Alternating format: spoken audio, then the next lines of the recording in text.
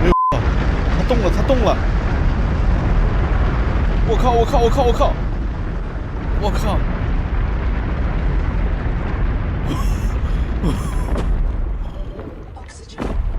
我靠！一款好评率高达91%，Steam 同时在线人数突破46万，发售当天就卖出200万份的游戏，这几天一下子就吸引了我的注意。《深海迷航2：异星水域》这款游戏，我相信肯定有很多玩家和我一样，并没有玩过1代，但是在2代 EA 版的话题度如此居高不下的情况下，心里很痒，很想试试。于是我在周6的时候呢，就直播游玩了这款游戏，没想到一玩就是7个多小时。先说结论，我没有玩过1代，所以无法进行新老对比，但光凭前7个小时的游玩体验来看，这款游戏给我的感觉就是太特别了。生存建造类游戏这几年已经快泛滥成灾了，而这种水下生存的体验还真是头一回玩到。更让我意外的是，我原本是有深海恐惧症的，但是这款游戏中的那种深海恐惧元素不仅仅让我感到害怕，有时候甚至还有点刺激。当然啊，游戏目前还处于 EA 阶段，缺点也相当明显。最突出的一点就是新手引导做得不够到位。不过一旦你摸清了这款游戏的套路，这个问题也就不攻自破了。所以今天的这期节目呢，我想以一个零基础玩家的视角来聊聊《深海迷航2》这部作品，给那些没有玩过1代的玩家提供一些我个人的游戏经验作为参考。大家好，我是老九。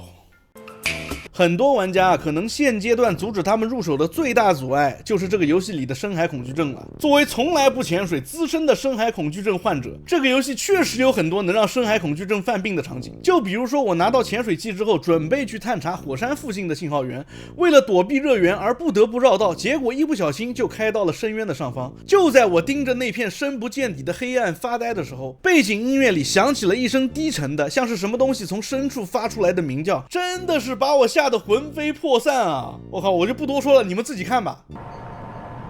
这地方我能来吗？可是我靠，那边发出了什么声音？我的，我靠，我过不去啊！这儿不行不行，我过不去，我过不去，过不去，过不去，过不去，过不去！我靠，走，我不想玩了。我不想玩了，有点恐怖啊！这个深海有点恐怖。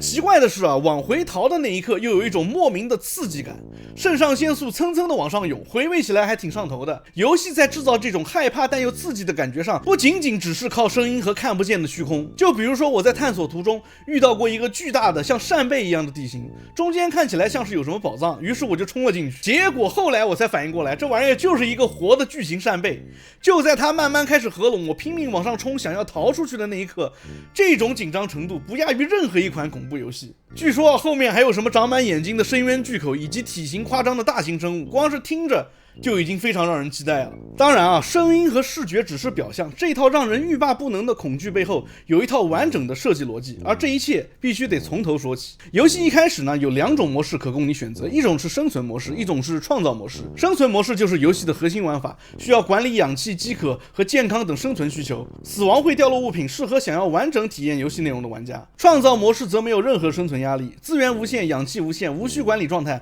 可以让你更专注于自由的探索和建造。我当时看到创造模式这个名字啊，以为是什么新手友好的简单模式，果断就选了。结果后来才发现，这个模式一上来就给了我一套特别好的装备，氧气没有限制，建造也不需要材料，更像是一个沙盒模式，少了很多游戏本身的核心乐趣。所以在这里提醒一下，如果你是第一次玩，建议直接选生存模式，才能获得最完整的游戏体验。进入游戏之后，一上来出舱的那一刻，其实就已经挺吓人的了。你需要穿越漆黑的海底，游向逃生舱，而到了之后，游戏又告诉你，你还得绕到逃生舱的背后，手动拉动把手，才能把它顺利弹射。我当时刚进游戏啊，两眼一摸黑，在那里摸索了半天，愣是没有找到那2个把手。脚底下又是深不见底的深渊，一股寒意啊，是直接悄悄的从我的脊背升起。最后好不容易才找到了扳手，把它拉动。回到逃生舱和名为 NOA 的 AI 对话之后，我们就被弹射到了海面上。到了海面之后啊，游戏其实也没有什么提示，不过按照以往玩这类生存游戏的经验啊，收集资源肯定是少不了的。于是我便跳入海水，开始了我的初步探索。有一说一啊，这个海底的光影效果是真的棒，阳光洒在海床上的场景还真是那么回事。然后你顺着浅水区边缘海床上的海流往下看，也是真的恐怖，时不时还会发出那种低沉的像鲸鱼发出来的那种声音。探索的途中，我了解到在现在没有装备的情况下，每45秒我就需要浮出水面换一次气，或者是触碰海底喷出来的氧气气泡。然后呢，我有3个指标：生命值、饥饿值和脱水值。一旦口渴了，去水下抓那种水阔鱼，然后拿回工作台制作成矿泉水的操作还算简单。但是当我以同样的方法去抓鱼，然后想做点吃的的时候，我才发现原来我还需要进化出对应的基因才能够进食。这一下子就让我陷入了食物危机的恐慌之中啊！不过还好，游戏的中前期在探索的途中能够捡到很多的饼干，让这种情况缓解了不少。游戏中有分白天和黑夜，白天潜水相当安逸，但是一旦到了晚上，就算你是开了手电筒，你往远处看，那也是伸手不见五指的一片漆黑啊，非常的容易迷路。不过夜晚的那些水里的动物很多都会发光，然后夜晚的天空啊也是特别的好看。后来我发现我们所在的这颗星球应该是位于一颗行星的星环上，是这颗行星的卫星。然后这个星系的太阳你可以看到有2个。游戏的主线玩法呢，就是那个叫 NOA 的人工智能会给你发一个坐标，然后让你前往那个坐标去调查。而在调查点的周围呢，会有一些废弃的水下工作站或者是工作基地。进入这些设施，然后用前期就可以制作的扫描仪进行扫描，你就可以获得各种其他新道具的制作图纸。有的时候需要你扫描3个不同位置的道具才能解锁，有的时候只需要扫描2个，有的时候甚至只需要你扫描1次。说到这个扫描的机制啊，我就不得不吐槽一下这个游戏的引导了。当时 AI 给了我一个任务，让我去调查一下水下洞窟的信号源，结果我过去了，却发现如果我想要进入这个洞窟，就需要找到一把未知的工具。在我做这个任务的时候啊，其实我已经完成了几个相似的任务了，我心想这个工具的图纸一定就在这附近吧。后来果不其然，我很快就找到了名为声波共振器的蓝图。蓝图确实找到了，但是它所需要的材料一下子让我不知道该怎么办了。因为我的装备有限啊，水下只能待45秒，我不停的换气探索，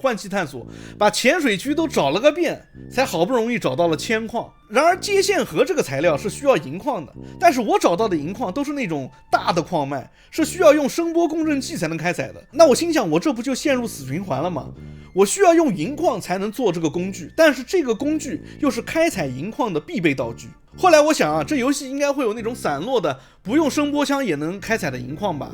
于是我又跟没头苍蝇一样在海底逛了好多圈，最后散落的银矿没找到，但是不知道在哪里捡到了一个接线盒。 OK， 那现在呢，接线盒的问题是解决了，另外一个名叫泰定的道具又把我给难住了。这个泰定呢，我也不知道什么时候我在海底捡到过一个，所以我就心想这玩意儿是不是前期就得全靠捡啊？于是我就开启了一段时间很长的寻找泰定的生涯，最后又是在海底绕了好多圈，这里钻钻那里看看，硬是找不到第2个泰定。后来实在是找烦了，小小的看了一下攻略，才发现这个泰定是需要用一台名叫处理机的机器才能制作的，需要用扫描器去扫描处理机就能获得蓝图。当我看到这段话的时候，我是真的觉得我一开始在海底捡到的那个泰定真的是我运气好过头了，直接让我对形势进行了误判。后来在我做出这个处理机之后啊，我靠，这个游戏可以说是豁然开朗。这哪里是什么处理机啊，这简直就是发生在异星水域的一次工业革命好吗？有了这个处理机啊，之前造不出来装备现在可以造了，我直接就是鸟枪换大炮啊，什么推进手把，什么大号氧气罐，瞬间就让我在水底的行进速度提升了一个台阶，把可怜的45秒的潜水时间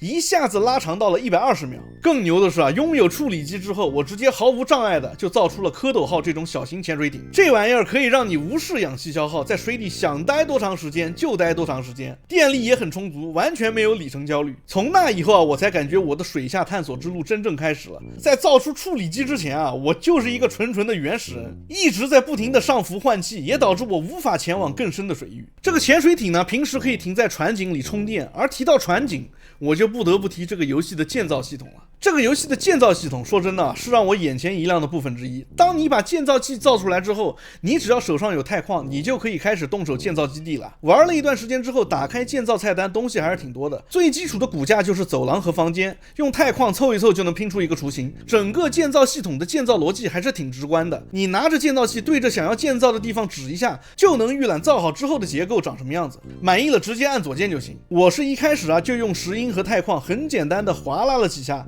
就弄出来了一个水族馆海洋走廊。透过玻璃去看水底的那片光景，在这个星球的水下光影本来就很漂亮的情况下，效果相当炸裂。据说这个游戏后面还有可以自由拉伸基地结构的设定，感觉到时候肯定会有很多大神造出很多不同的奇观。在室内你可以装的东西也比较丰富，除了制造台、处理机、NOA 终端、生物实验室和储物箱这些必备的设备之外，你在海底扫描到的各种家具，比如说各种形状的灯，还有装饰物、床、凳子，都可以完美的复刻到你自己的家中。而整个房子的供电这块是需要早点规划的一个问题。如果你的基地没有电，那么里面的设施就全都不转了，氧气也没办法持续供应。前期只有太阳能板这一个选项，把它装在基地的顶部，白天充的电还算够用。但是如果你只有太阳能板一旦到了晚上，你甚至需要在自己家里打手电，或者是做一个生物发电的炉子，然后多准备几条鱼，晚上没电了就把鱼放进去进行生物发电。要是有什么紧急用电的情况，这个炉子还能超载，后续还可以解锁水力涡轮机，扔在有水流的地方，那种就比太阳能和生物电要稳定多了。总的来说，这款游戏中的基地建设和我之前玩的生存类游戏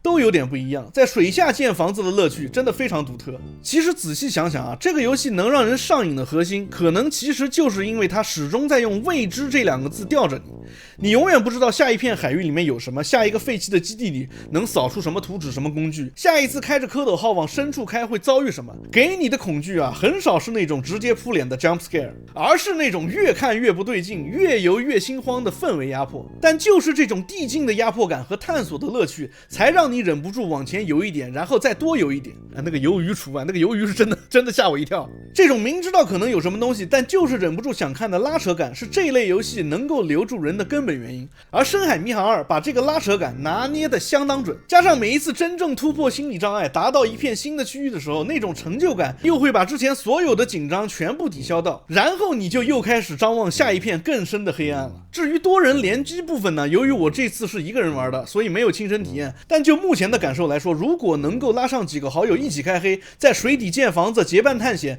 一起面对深渊巨物，那种共同经历的感觉一定很爽。最后再来说说优化，我自己是 9800X3D 搭配5090的配置，所以我的参考价值可能并不大，但是凭经验来判断的话，如果我这台机器在接近 4K 分辨率下还需要开 DLSS 质量档才能跑到100多帧的话，那这游戏的优化可能大概率算不上出色。中低端配置的朋友在入手之前可能要多留意一下，不过从好评率这么高的情况来看，问题应该不大。有实测数据的小伙伴欢迎在下面留言。总之这款游戏作为一个从来没有玩过一代的新玩家，它给我的惊喜远比我预期的要多。纯水下生存的这个设定本身就已经足够独特，再加上那套循序渐进把你推向深处的节奏设计，以及建造系统带来的成就感，这7个小时玩下来基本没有想要停下来的念头。当然 EA 阶段的问题也是真实存在的，新手引导薄弱，优化有待加强，内容量还不完整，都是这款游戏现阶段的问题。如果你是那种想要体验游戏完全做完之后的那种完整体验的玩家，